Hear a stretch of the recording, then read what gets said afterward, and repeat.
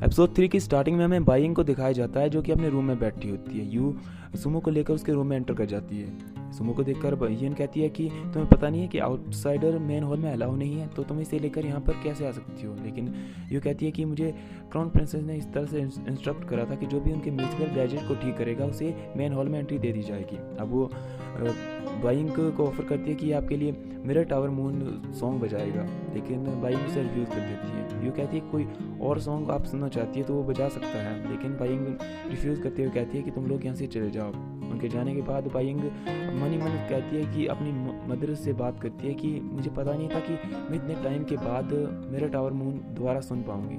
जैसे ही सुमो उसके रूम से बाहर जा रहा होता है उसे मिरर टावर मून जो सॉन्ग सुनाई देता है। ये सॉन्ग सुनते ही उसके चेहरे पे एक अनचाही मुस्कुराहट आ जाती है, या ऐसा लग रहा था कि इस सॉन्ग ने उसे खुश कर दिया हो। इसके बाद हमें नेक्स्ट सीन दिखाया जाता है जहाँ पर जो बाइंग होती है यू के साथ बैठी होती है, लेकिन वो बैठी तो यू के साथ थी लेकिन उसका ध्यान कहीं और था। वो सोच रही थी जब उसने हाई प्रीस्ट से पूछा था कि जो महल में सर्वेंट्स आए हैं वो कहाँ से आए हैं, इन्हें किसने अपॉइंट करा है, किसने सेलेक्ट करा है। लेकिन प्रीस्ट कहते हैं कि मैं यू और यून के अलावा किसी को नहीं जानता, बाकी सर्वेंट्स बाकी जो 5 लॉर्ड्स हैं उनके यहाँ से आए हुए हैं, सेलेक्टेड हैं। अब जो बाइंग है वो यू से कहती है कि क्या तुम्हारे पास सर्वेंट्स का कोई रजिस्टर है और क्या तुम ये जानती हो कि वो कहाँ से आए हैं। लेकिन यू कहती है कि मेरे पास रजिस्टर तो है लेकिन मैं ये नहीं जानती कि उन्हें किसने सेलेक्ट करा है। लेकिन सडनली आपने ये क्या क्यों पूछ लिया। अब जो बाइंग कहती है कि नहीं ऐसे ही मैं पूछ रही, तुम मेरे लिए वो रजिस्टर ले आओ। अब हमें लेन का सीन दिखाया जाता है। लेन यानी कि बाइंग की छोटी बहन जो कि लॉर्ड चेन के पास जाती है क्योंकि रिश्ते में वो उनके अंकल लगते हैं। अब वो लॉर्ड चिंग के पास जाती है और पूछती है कि आपने मुझे क्यों बुलाया है। लेकिन लॉर्ड चिंग कहते हैं कि बस वैसे ही मैं तुम्हें देखना चाहता था। और वो कहता है कि तुम पतली हो गई हो, लगता है कि लॉर्ड भाई तुम्हें अच्छे से ट्रीट नहीं करते। लेकिन लिन कहती है कि वो मुझे अच्छे से ट्रीट करते हैं, मैं बस अपनी सिस्टर को काफ़ी मिस करती हूँ क्योंकि वो काफ़ी लंबे टाइम से बाहर थी और जब वो वापस आई तो मैं सोचा था मैं उसके साथ अच्छे से बात कर पाऊँगी, लेकिन वो वापस आते ही कुछ दिन वहाँ पर रही और मेरे टावर में चली गई। मैं उनसे मिलना चाहती हूँ। अब लॉर्ड चिन कहते हैं कि तुम दोनों अलग अलग माँ से पैदा हुई हो लेकिन तुम दोनों में प्यार बहुत ज़्यादा है। खैर मैं तुम्हारी एक मीटिंग अरेंज करवा सकता हूँ तुम बाइंग के साथ। तो लिन कहती है कि क्या सच में, लेकिन फादर ने तो कहा था कि मेरे टावर में कोई नहीं जा सकता, बेशक हम उनके रिलेटिव क्यों ना हो। लेकिन लॉर्ड चिन कहते हैं कि कोई बात नहीं, लेकिन मैं ट्राई करूँगा। इनफैक्ट तुम उसके लिए गिफ्ट भी ले सकती हो, तुम उसकी जो फेवरेट वाइन है वो ले जा सकती हो, मैंने इसे तैयार करके रखा है। अब लिन बहुत ज़्यादा खुश हो जाती है। इसके बाद हमें मेरे टावर का सीन दिखाया जाता है जहाँ पर बाइंग हाई प्रीस्ट से पूछती है कि क्या जो महल में सर्वेंट है वो ब्लाइंड है। तो प्रीस्ट कहता है कि हाँ बिल्कुल वो ब्लाइंड है। अब बाइंग कहती है कि आप उसे रिप्लेस कर दीजिए क्योंकि वो अपनी केयर नहीं कर सकता तो महल में क्या काम हाथ उठाएगा। लेकिन प्रीस्ट मना कर देते हैं। वो कहते हैं कि आपको इसकी कुछ ज़रूरत नहीं है, वो एक सिलेक्टेड है और डिफरेंट लॉर्ड्स द्वारा सिलेक्ट किया गया है तो इसकी कोई ज़रूरत नहीं है। बाइंग कहती है कि अगर मैं मिरर टावर के मैटर्स में इंटरफेयर नहीं कर सकती तो मुझे एक डॉक्टर चाहिए ताकि मैं उसकी आंखों का इलाज करवा सकूँ। लेकिन हाई प्रीस्ट इसे भी रिफ्यूज़ कर देते हैं। अब हमें जानलान का सीन दिखाया जाता है जो बिरामने में बैठा होता है। इतने में हाई प्रीस्ट आके वहाँ उसे सैल्यूट करते हैं। जानलान कहता है कि आपको मैं किस तरह से राजा लगता हूँ, आप मुझे इस तरह से रिस्पेक्ट मत दीजिएगा। अब हाई प्रीस्ट कहते हैं क्योंकि आप मास्टर ऑफ हेवन रिंग्स हैं, यानी मास्टर ऑफ हेवन रिंग्स जो कि कांगसांग के राजा होते हैं, तो इस नाते में मुझे आपको योर हाइनेस कहना ही पड़ेगा। इस पर जो जानलान है वो काफ़ी ज़्यादा चढ़ जाता है। वो कहता है कि मुझे आपको सैल्यूट करना चाहिए। हाई प्रीस्ट कहते हैं आप मूर्ख मत बनिए और वहाँ से चले जाते हैं। जानलान इसके बाद सीधा चला जाता है शीजन के पास, उसके पास जाता है और चाय पीने लगता है। शीजन कहता है कि यहाँ पर कोई डिलीशियस चीज़ नहीं है, तुम्हारे यहाँ आने का कारण क्या है, तुम आज मिलिट्री में क्यों आए हो। लेकिन जानलान कहता है कि मैं महल में बोर हो रहा था इसलिए मैं यहाँ पर आया हूँ, मेरे लिए सब कुछ नया है। इतने में जानलान के कुछ सैनिक आ जाते हैं, वो क्राउन प्रिंस को सैल्यूट करते हैं। क्राउन प्रिंस जल्दी से जल्दी खड़ा करता है। इसके बाद ये शीजिंग पूछता है कि कोई खबर मिली, उसके सैनिक मना करते हैं। अब शीजिंग सेना की हालत बताते हैं। वो कहते हैं कि लॉर्ड चेन ने सेना की बुरी हालत कर दी है, दिन ब दिन जो सेना में सैनिकों की संख्या है वो घटती जा रही है। लॉर्ड भाई, लॉर्ड डेन और अन्य जो लॉर्ड हैं उन्होंने इस बारे में किंग के सामने जो दरख्वास्त भी रखी है, लेकिन इसका कोई फ़ायदा नहीं हुआ है। लॉर्ड जेन काफ़ी ज़्यादा पावरफुल हो चुके हैं और कांगजू की जो सेना है वो बॉर्डर पर है, वो कभी भी हमला कर सकती है। हम सिर्फ अपना बलिदान दे सकते हैं, लेकिन कांगजू की रक्षा करने के लिए हमारे पास कोई रास्ता नहीं है। अब जानलान कहते हैं कि मैं तुम्हारे इस जो प्रॉब्लम है उसे सॉल्व कर सकता हूँ, लेकिन शीजिंग कहता है कि ये बच्चों का खेल नहीं है। जानलान कहता है कि अरे भाई मैं क्राउन प्रिंस हूँ, थोड़ी तो रिस्पेक्ट करो, मैं कर सकता हूँ। लेकिन शीजिंग कहता है कि अगर ऐसी बात है तो मैं गुड न्यूज़ का वेट करूँगा, लेकिन ये मजाक नहीं है। अब जानलान वहाँ से चला जाता है। अब हमें बाइंग का सीन दिखाया जाता है जो कि मेरे टावर में एक ब्रिज पर बैठी होती है। इतने में लेन पीछे से आके उसकी आंखें बंद कर देती है और कहती है कि पहचानो मैं कौन हूँ। अब बाइंग कहती है कि ये और कोई नहीं बल्कि लेनी हो सकती है। लेकिन कहती है कि तुमने मुझे पहचाना कैसे। बाइंग कहती है कि मेरे टावर में ऐसा कोई नहीं है जो इतनी हिम्मत कर सके कि मेरे साथ फन करे, तो ऐसी हिम्मत सिर्फ तुम ही कर सकती हो। अब वो बताती है कि तुम यहाँ पर कैसे आए। लेकिन बताए इससे पहले वहाँ पर सुमो आ जाता है। सुमो को देखकर यू कहती है कि ये प्रिंसेस और क्राउन प्रिंसेस है, तुम इन्हें सैल्यूट करो। अब सुमो उन्हें सैल्यूट करता है। सुमो के हाथ में कुछ फ्लावर्स थे। अब ये लेन कहती है कि ये किस तरह के फ्लावर हैं, क्या यहाँ पे स्नो चेरी नहीं है, और ये जल मानव यहाँ पर क्या कर रहा है। अब जो यू कहती है कि मेरे टावर में स्नो चेरी नहीं है, लेकिन हाई प्रीस्ट ने उन्हें अभी तक लगवाया है, जल्दी वहाँ पर फूल खिल जाएंगे। लिन कहती है कि ठीक है तुम यहाँ से जाओ। अब वो साइड में जाके एक टेबल पर बैठ जाती है और वहाँ पर बहुत सारी बातें करने लगती हैं। वो क्या बताती है कि हुआलान की जो है आज शादी है और इसी वजह से मैंने आपकी तरफ से उसे एक गिफ्ट भेज दिया है ताकि उसे आपकी कमी महसूस ना हो। बाइंग कहती है कि मेरे टावर में टाइम का पता ही नहीं चलता। खैर वो दोनों बैठ के अब गप्पे लड़ने लगती हैं। लिन कहती है कि आप इतनी उदास क्यों हैं, मैं जानती हूँ कि आप इस शादी से खुश नहीं हैं, तो आप इसके लिए मना क्यों नहीं कर देती। बाइंग कहती है कि रॉयल पीपल्स की जो लाइफ होती है वो पहले से निर्धारित होती है। अब जो लेन होती है उसे एक बोतल देती है। वो कहती है कि मैं आपके लिए वाइन की बोतल लेकर आई हूँ। यू ये सब चुपके से सुन रही होती है, लेकिन वो कुछ कहती नहीं। अब जो यू बाहर आ जाती है वो कहती है कि अब मतलब शाम होने वाली है, तो आपको अपने कमरे में वापस चलना चाहिए। लेन भी कहती है कि ठीक है मुझे भी चलना चाहिए, लेकिन मैं आपको पता नहीं है कब दोबारा देख पाऊँगी, कब मुझे दोबारा चांस मिलेगा, तो अपना ख्याल रखिएगा। और वहाँ से चली जाती है। नेक्स्ट सीन में हमें यू को दिखाया जाता है जो कि बाइंग की काफ़ी ज़्यादा केयर करने की कोशिश कर रही होती है। उसे हर जो है सुख सुविधा देने की कोशिश कर रही होती है ताकि उसे खुश किया जा सके। बाइंग कहती है कि जब से मैं यहाँ पे आई हूँ तुम काफ़ी उदास सी रहने लगी हो, तो तुम यहाँ से जाना चाहती हो क्या। लेकिन यू कहती है कि ऐसी बात नहीं है, मैं तो यहाँ आपके साथ हमेशा रहूँगी। वो सुमो के लिए काफ़ी ज़्यादा चिंतित थी। वो कहती है कि वो कहीं जा भी नहीं सकता है और अपनी आंखों का इलाज भी नहीं कर सकता है। अब बाइंग उसके बारे में सोचती है। इसके बाद हमें नेक्स्ट डे का सीन दिखाया जाता है जहाँ पर बाइंग जो होती है वो एक लेटर लिखती है जिसमें डॉक्टर को ढूंढने की बात कही होती है। यू कहती है कि आपको इस मामले में दोबारा सोचना चाहिए। मास्टर भाई ने आप कहा है कि आपको यहाँ पे काफ़ी ज़्यादा केयरफुल रहने की ज़रूरत है। अगर आप इस तरह से केयरलेसली काम करेंगे तो मुझे डर है कि लोग रूमर्स फैलाएंगे। लेकिन बाइंग कहती है कि कैसे रूमर्स, अभी मैं सिर्फ उसकी आंखों को केयर करना चाहती हूँ। और ये बातें जो होती है वो सुमो बाहर से सुन लेता है। अब हमें चैन मेंशन का सीन दिखाया जाता है जहाँ पर शी पेंग नाम का एक आदमी लॉर्ड चैन से मिलने के लिए आया होता है। दरअसल वो दुश्मन देश का कोई जनरल हो सकता है। अब जो शी पेंग होता है वो कहता है कि तुमने कोई प्लान बनाया है नहीं या नहीं। अगर ये विवाह हो गया तो तुम जानते हो कि हेवन रिंग्स और अर्थ रिंग्स दोनों मिल जाएंगी और इसके जो परिणाम होंगे वो हमारी सोच से परे हो सकते हैं। लॉर्ड चैन कहते हैं कि आप चिंता मत करिए, मेरे पास एक फुल प्रूफ प्लान है। मैंने किसी को भेजा है जो कि क्राउन प्रिंसेस की प्योरिटी को नष्ट कर देगा, जिसके बाद ये शादी तो टूटनी तय ही है। अब शी पेंग कहता है कि क्या तुम पूरी तरह से श्योर हो। अब लॉर्ड चैन कहते हैं कि हाँ, क्योंकि जब स्टार ओशन कोर्टयार्ड में मैंने उसे देखा था तो बाइंग उसे अपने साथ ले जाना चाहती थी। इस काम के लिए उससे बेहतरीन कोई आदमी हो ही नहीं सकता। नेक्स्ट हमें सुमो को दिखाया जाता है जो कि उसी धमकी को याद कर रहा होता है जो कि लॉर्ड चैन ने उसे दी होती है, उसकी आंट रू को मारने की और साथ ही साथ उसके सारे समुदाय को मारने की।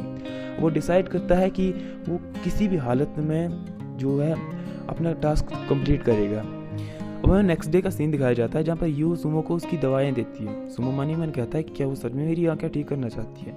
इसके बाद हमें नाइट का सीन दिखाया जाता है। सुमो अपनी दवाइयाँ तैयार कर रहा होता है, साथ ही साथ वो सोच रहा होता है जब उसने क्राउन प्रिंसेस से मिला था, क्राउन प्रिंसेस ने उसके सामने अपनी आइडेंटिटी को छुपाया था। जब सुमो ने उससे पूछा कि तुम कौन हो, तो वो बताती है कि मैं लिन हूँ। तो वो सोच रहा था कि उसने आखिर अपनी आइडेंटिटी मुझसे क्यों छिपाई और एक मेड होने का नाटक क्यों किया। इसके बाद ही उसके कमरे के बाहर से जो बाइंग होती है वो क्रॉस करने लगती है। वो पहचान लेता है कि ये बाइंग ही है, तो वो अपना सामान नीचे गिरा देता है। बाइंग उसकी हेल्प करने के लिए उसके कमरे में आती है और वो उसकी दवाई लगाने में हेल्प करती है। वो उसे बताती है कि मैं लिन ही हूँ। अब वो उसकी आंखों पर दवाई लगा देती है। सुमो कहता है क्या तुम सच में कोई नौकरानी हो? अगर तुम नौकरानी हो तो मुझे लगता है कि तुम कई बार पनिशमेंट खा चुकी होगी। ये बात सुन के बाइंग को थोड़ी सी नाराज हो जाती है। वो कहती है कि ठीक है, मैं जा रही हूँ, मेरा काम खत्म हो गया। सुमो कहता है कि आज महीने की 15 तारीख है, तो आज पूर्णिमा होगी, तो चांद का काफ़ी अच्छा नज़ारा होगा, तो क्या तुम मुझे वहाँ ले जाओगी? और ये काफ़ी ज़्यादा रात हो चुकी है और सभी रेस्ट कर रहे होंगे, तो कोई हमें देखेगा भी नहीं। लेकिन बाइंग कहती है कि तुम तो अंधे हो, तुम कैसे देखोगे? सुमो कहता है कि तुम तो देख सकती हो ना। अब बाइंग उसे लेकर छत पे चढ़ जाती है और चांद को देखने लगती है। बाइंग कहती है कि मिरर टावर का जो मून व्यू है वो मुझे काफ़ी अलग लगता है। अब जो सुमो होता है वो उसे एक लीफ देता है, इसका नाम होता है सी स्टार। बाइंग कहती है कि ये इसका अलग सा नाम क्यों है? वो उसे देखने लगती है। सुमो उसका हाथ पकड़ के उससे चांद की ओर कर देता है। अब ये देखकर बाइंग कहती है कि ये बहुत अच्छा है। अब सुमो कहता है क्या तुमने समुद्र को देखा है? बाइंग कहती है कि नहीं। क्या तुमने देखा है? अब सुमो को अपनी एक पुरानी याद आती है जहाँ उसे एक लेडी कहती है कि क्या तुम लोगों ने समुद्र को देखा है? इसका व्यू एकदम समुद्र की तरह है। लेडी कहती है कि तुम लोग मुझे विश्वास क्यों कर रहे हो? क्या पता मैं तुम्हें बेवकूफ़ बना रही हूँ या तुमसे झूठ बोल रही हूँ। सुमो कहता है कि किसी विश्वास पात्र ने मुझे इसके बारे में बताया था, इसीलिए मुझे ये पता है। अब सुमो अपनी मदर का जिक्र करता है। वो कहता है कि जब मैं छोटा था तभी वो गुजर गए हैं, इसी वजह से उन्होंने ही मुझे इसके बारे में बताया था। अब बाइंग कहती है कि मुझे माफ़ कर देना कि मैं तुम्हारी पुरानी यादों को दोबारा खरोद दिया। सुमो कहता है कि कोई बात नहीं, इसे काफ़ी ज़्यादा टाइम हो चुका है। अब बाइंग भी अपनी मदर की बात करती है। वो कहती है कि मेरी मदर भी जब मैं छोटी थी तभी गुजर चुकी थी। मैं आशा करती हूँ कि वो जहाँ कहीं भी हो खुश हों। अब सुमो मन ही मन कहता है क्या मैंने इसे हर्ट कर दिया? सुमो कहता है कि काफ़ी ज़्यादा देर रात हो चुकी है, अब तुम्हें चलना चाहिए, मैं थोड़ी देर यहाँ पे रुकूंगा। बाइंग वहाँ से चली जाती है, लेकिन उसका एक जो पर्स होता है वो नीचे गिर जाता है। जब सुमो वहाँ से जाने लगता है तो वो उसे उठा लेता है और उसे उठा के उसे बाइंग की याद आती है, क्योंकि उसने जो क्राउन प्रिंसेस है उसे देखा नहीं होता है। लेकिन जब वो पर्स उठाता है तो उसे बाइंग की याद आने लगती है। अब हमें नेक्स्ट सीन दिखाया जाता है राज दरबार का, जहाँ पर क्राउन प्रिंस जानलान जो होते हैं लॉर्ड चैन पर आरोप लगा रहे होते हैं। वो बताते हैं कि आपने कांगजांग की सीमाओं को कमज़ोर कर दिया है, सैनिकों की संख्या दिन ब दिन घटती जा रही है। आपको इस बारे में सोचना चाहिए, अगर आप ऐसे ही चलता रहा तो कांगजांग तबाह हो जाएगा। लॉर्ड चैन कहते हैं कि शायद क्राउन प्रिंस ज़्यादा भावुक हो चुके हैं। जो सेना में लोग हैं, सेना के जो अफसर हैं, वो अपनी जेबें भरने के लिए इस तरह के बहाने बनाते रहते हैं। महाराज इस बात से अनभिज्ञ नहीं है। महाराज तो इस बात को अच्छी तरह से जानते हैं, तो मुझे इसके लिए एक्सप्लेनेशन देने की ज़रूरत नहीं। अब उन दोनों में काफ़ी ज़्यादा बहस होती है। प्रीस्ट क्राउन प्रिंस जानलान को शांत करने की कोशिश करते हैं, लेकिन जानलान ये कह के चले जाते हैं कि आप दोनों कांगजांग को तबाह करके छोड़ोगे, और वहाँ से चले जाते हैं। प्रिंस भी, अब जो किंग होते हैं वो भी लॉर्ड जान को जो धमकाते हैं। वो कहते हैं कि आपको अपनी ज़ुबान पे कंट्रोल रखना चाहिए, आप एक लॉर्ड हैं और एक क्राउन प्रिंस है, तो आपको उससे इस तरह से बात नहीं करनी चाहिए थी। इसके बाद वो जो लॉर्ड जान होते हैं वो राजा से आगे लेके वहाँ से चले जाते हैं और कहते हैं कि आपको रेस्ट करने की ज़रूरत है। अब हमें सुमो का सीन दिखाया जाता है, जो वापस अपने रूम में आ चुका होता है। अब वो उस जो पर्स को फील कर रहा था, लेकिन उसे पता नहीं था कि ये कैसा दिखता है। जैसे ही वो अपनी आंखों से पट्टी खोलता है, इतने में उसकी आंखें भी अब मतलब जहर के असर से ठीक हो चुकी थी। वो उस पर्स को देखता है, जिसे देखकर उसे बाइंग की याद आती है, क्योंकि वो पर्स उसने बाइंग के पास देखा था। अब वो चोरी छुपके जो है बाइंग के पास चल जाता है। वहाँ बाइंग भी अपनी बहन लिन की दी हुई वाइन को पीना शुरू कर देती है।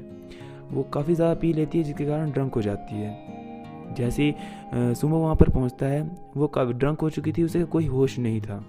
वो वहीं पे टेबल पे ही सो गई थी। सुमो उसके पास जाता है और उसे देखने लगता है, लेकिन जैसे ही थोड़ी देर होती है, बाइंग जाग जाती है। बाइंग जागती है और उससे पूछती है कि क्या तुम मुझसे मिलने आए हो? सुमो कहता है कि नहीं, ऐसी बात नहीं। बाइंग कहती है कि तो क्या तुम मुझे जानते हो? सुमो कहता है कि हाँ मैं जानता हूँ, आप बाई फैमिली की एल्डेस्ट डॉटर हैं बाइंग। हाँ मैं जानता हूँ कि आप बाइंग हैं। तो जो बाइंग कहती है कि क्या तुमसे मिलने आए हो? सुमो कहता है कि नहीं। बाइंग कहती है कि कोई मुझसे मिलने नहीं आता सिवाय लिन के, और कोई मुझसे बात नहीं करना चाहता। इसके बाद वो काफ़ी देर तक वहाँ पर बैठे रहते हैं। बाइंग सुमो के कंधे पे सर रख के सो जाती है। जब वो जागती है, वो सुमो से पूछती है कि क्या स्नो चेरी फ्लावर्स खिलेंगे? सुमो कहता है कि वो अब खिलने ही वाले हैं। बाइंग कहती है कि जब मैं पैदा हुई थी ना, तब स्नो चेरी खिले थे, तो मुझे ऐसा लग रहा है कि ज़रूर कुछ ना कुछ अच्छा ही होगा। अब सुमो उसे ले जाता है वापस उसके रूम में। वो उसके ताज को उतार देता है और उसे सुला देता है। बाइंग को काफ़ी प्यास लगी होती है, इसलिए उसे पानी पिलाता है और वहाँ से जाने ही लगता है। लेकिन बाइंग कहती है कि मुझे हमेशा से ऐसा लगता है कि मैंने तुम्हें कहीं देखा है। अब बाइंग सो जाती है और सुमो भी वहाँ से चला जाता है। नेक्स्ट सीन हमें दिखाया जाता है ये सिटी का, जहाँ पर शीजेंग जो होते हैं वो शीपेंग के काफिले पर हमला करने की प्लानिंग कर रहे होते हैं। इतने में लॉर्ड शल्लान के भी सैनिक वहाँ आ जाते हैं। शीजेंग कहता है कि लॉर्ड लॉन की तो आज मैरिज हुई थी, तो उसके सैनिक बताते हैं कि हाँ वो मैरिज में बिजी थे, इसलिए हम उनकी ओर से आपकी मदद करने के लिए आए हैं। वो शीपेंग के जो काफिले पर हमला कर देते हैं। नेक्स्ट सीन हमें मिरर टावर का दिखाया जाता है, जहाँ पर सुबह बाइंग जागती है और उसके सामने यू होती है। बाइंग कहती है कि तुम मुझे इस तरह से क्यों देख रही हो? यू कहती है कि आपने कल ड्रंक करी थी ना, अब मैं आपसे रिक्वेस्ट करती हूँ कि आगे से ऐसा मत करिए। अगर हाई प्रीस्ट को इस बारे में पता लगा तो आप पनिश की जाएंगी, सो इन फ्यूचर आप ऐसा मत करिएगा। अब बाइंग कहती है क्या कल रात तुम मुझे यहाँ पर लाई थी? लेकिन यू कहती है कि मैं यहाँ से जल्दी चली गई थी, तो मुझे नहीं पता कि आपको यहाँ कौन लाया। बाइंग सोचती है कि शायद मैं खुद ही वापस आ चुकी होंगी।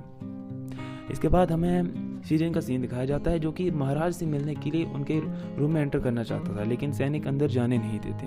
वो कहते हैं कि लॉर्ड चियान ने कहा है कि महाराज को रेस्ट की ज़रूरत है, तो हम आपको अंदर नहीं जाने दे सकते। शीजेंग उन्हें वास्ता देते हैं कि कांगजू जो है कांगजोंग पर हमला करने ही वाला है।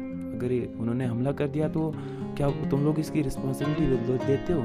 लेकिन सैनिक कहते हैं कि हमें आदेश मिला है, हम कुछ नहीं कर सकते। शीजेंग को मजबूरन वहाँ से जाना पड़ता है। अब जो लॉर्ड जान होते हैं वो बाहर आ जाते हैं। वो कहते हैं कि अगर शीजेंग महल में एंटर करना चाहें तो उन्हें महल में एंटर होने पर प्रतिबंध लगा दो, और यहीं पे एपिसोड समाप्त हो जाता है।